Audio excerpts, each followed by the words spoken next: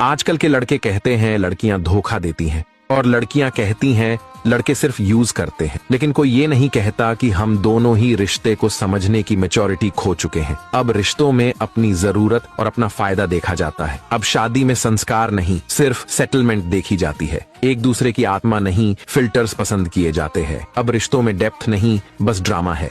मेरी पत्नी थोड़ी पागल तो है, पर मैं उससे बहुत प्यार करता हूँ, उसे लड़ता हूँ, गुस्सा करता हूँ और सबसे ज्यादा उसी को प्यार करता हूँ, क्योंकि वो जब गुस्से में भी होती है तो मेरी बहुत फिक्र करती है। सच में मेरी पत्नी दुनिया की सबसे प्यारी पत्नी है। Love you. सास को अपनी बहू अच्छी नहीं लगती, उसे हमेशा दूसरे की बहू अच्छी लगती है और हमेशा बहू के पास आकर तुलना करेगी कि उसकी बहू जैसी ही बहू चाहिए थी। लेकिन जिस बहू की तुलना करेगी अपनी बहू से, उसकी सास से कभी खुद की तुलना नहीं करेगी। बात कड़वी है मगर सच है।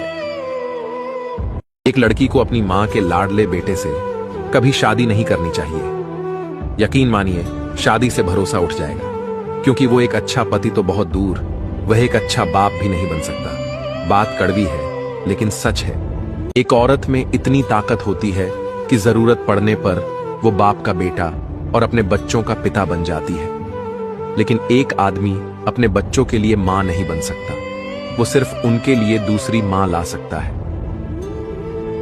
पति पत्नी को एक दूसरे के लिए क्या करना चाहिए?